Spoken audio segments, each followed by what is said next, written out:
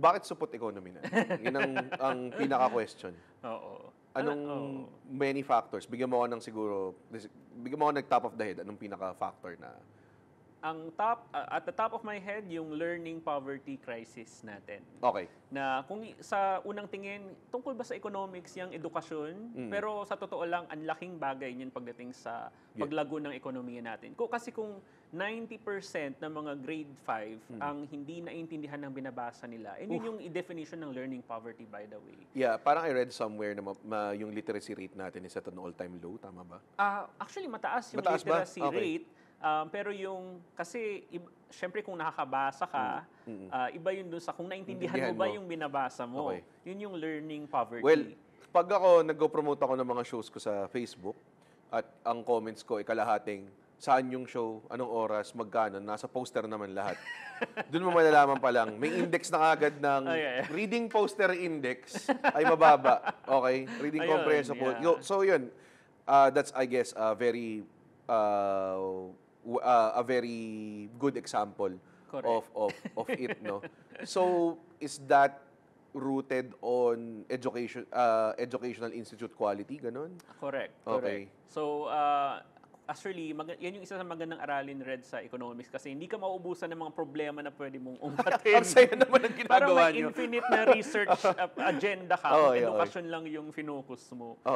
Kasi para siyang vicious cycle na halimbawa kung yung mga hindi kagalingan ng mga estudyante, sila yung nagiging teacher sa elementary, sa high school, edi ano yung kalidad ng tinuturo nila sa mga kabataang Pilipino.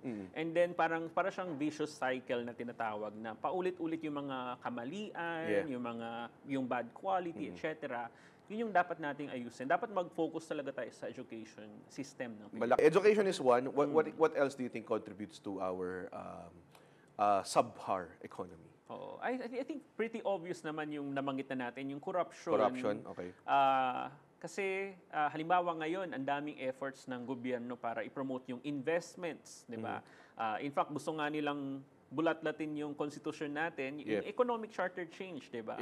Sabi nila ang rason ay gusto nating hikayatin ng mga investors. Pag binuksan natin, binago natin yung ilang mga provision, papasok na yung mga investor.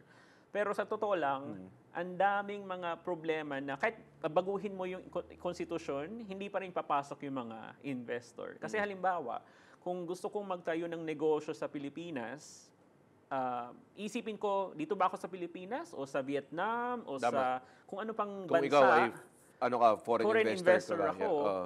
Tapos sa Pilipinas makikita ko, para sa same na business na yun, 100 signatures ang kailangan kong i-ensure. Hanggang sa level ng barangay captain, ay kailangan ko yung pirma niya para sa negosyo ko. Edi ayoko nang mag-invest sa Pilipinas. Kung sa Singapore halimbawa, wala pang 10 signatures ang kailangan ko, edi doon ako sa Singapore, di ba? Tama. So ganun kababaw actually yung problema na dapat nating solusyonan. Parang sistema lang, no? You don't need rocket science actually to know kung ano ba talaga yung hadlang sa investment sa Pilipinas. So